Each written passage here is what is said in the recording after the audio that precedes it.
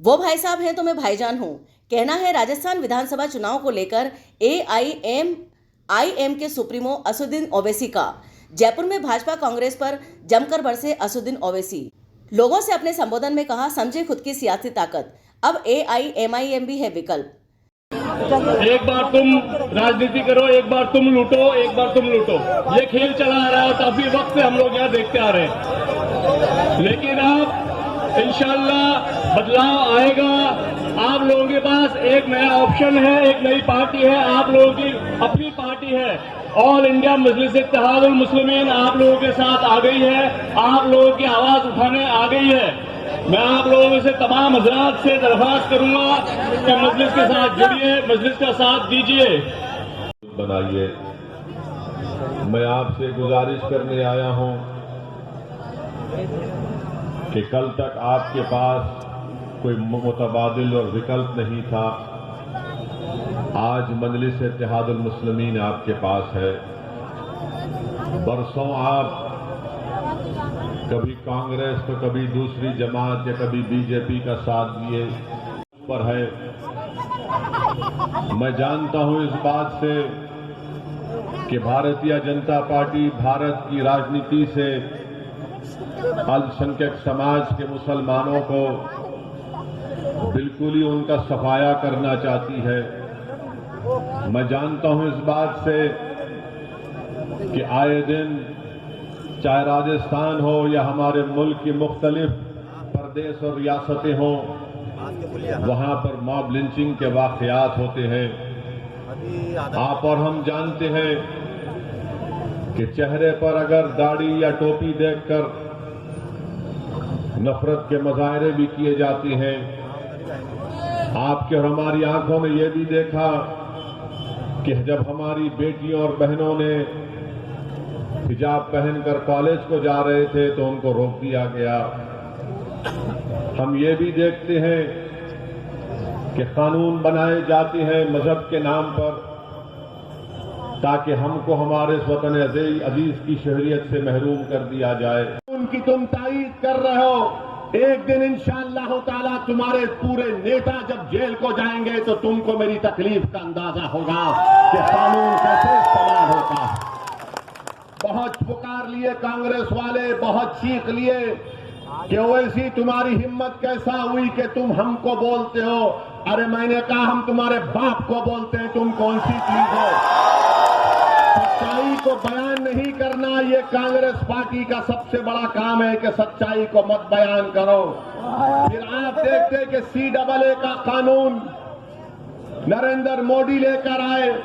उस CAA कानून को मोदी के 300 MPs के सामने मैंने कहा यह कानून, ये काला कानून है, ये मजहब के नाम पर तफरका करता है, डिस्क्रिमिनेट करता है, जो भारत के संविधान के खिलाफ है। यह कानून उस वक्त का बना हुआ कानून की हमको याद दिलाता है जब महात्मा गांधी उस वक्त के अफ्रीका में, साउथ अफ्रीका में थे। तो मैंने नरेंद्र मोदी के 300 MPs के सामने कहा कि यह काला कानून है। जिस तरह गांधी ने उस कानून को फाड़ा, मैं तुम्हारे सामने उस कानून को फाड़ता हूं। किसने मुखालिफत की पुरजोर तरीके से? तो मालूम हुआ मजलिस इत्तेहादुल मुस्लिमीन ने उसकी मुखालिफत की। मेरे अजीज दोस्तों और बुजुर्गों, जो मोदी कानून लाते हैं हम उस कानून की कमजोरियों को बयान करते हैं और देश को बताते हैं कि यह कानून जो मोदी सरकार बना रही है वो देश के गरीबों के खिलाफ है, देश के मजलूमों के खिलाफ है, देश के उन तमाम लोगों के खिलाफ इस्तेमाल होगा। मगर कांग्रेस को बात समझ में नहीं आती। हालिया दिनों में नई पार्लियामेंट की बिल्डिंग बनाई गई। उस नई पार्लियामेंट की बिल्डिंग में नरेंद्र मोदी ने महिलाओं के आरक्षण का कानून लाया कि लोकसभा और असेंबली में महिलाओं को आरक्षण मिलेगा। उस कानून में आप उठाकर देख लो, जो मुझ पर इल्जाम लगाते हैं, ना बीजेपी की तरफ से, ना कांग्रेस की तरफ से, ना ये नाम निहाद सेकुलर पार्टीज की तरफ से, इनकी जबानों से लफ्ज मुसलमान नहीं निकलता। देख लो आप, पार्लियामेंट के रुदात आवाम को दस्तयाब है।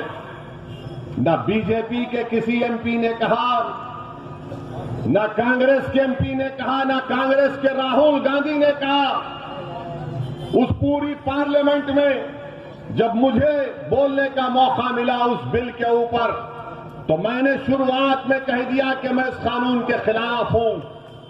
तो बीजेपी और कांग्रेस के लोग पुकारना शुरू कर दिए, तुम महिला विरोधी हो। मैंने कहा मैं महिला विरोधी नहीं हूं। मैं कैसे महिलाओं का विरोध कर सकता हूं जब मुझे हमारे बाप ने और मेरी मां ने सिखाया कि तुझे अगर जन्नत जाना है तो मां के पैरों के नीचे जन्नत है।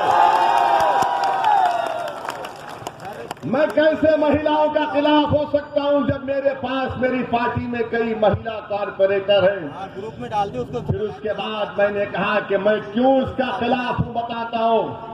तुम आरक्षण दे रहे इसलिए कि जो नहीं है पार्लियामेंट में, इस पार्लियामेंट में अगर सबसे कम है तो अल्पसंख्यक समाज के मुसलमान हैं। मैंने आदाद ये डेटा दिया कि जितने 560 या 520 महिला एमपी अब तक हुई हैं, उसमें से सिर्फ 22 या 23 मुस्लिम महिला एमपी हुई है। मैंने कहा कि क्या इस भारत की पार्लियामेंट में, हमारी देश की सबसे बड़ी पंचायत में मुस्लिम महिला नहीं आना चाहिए?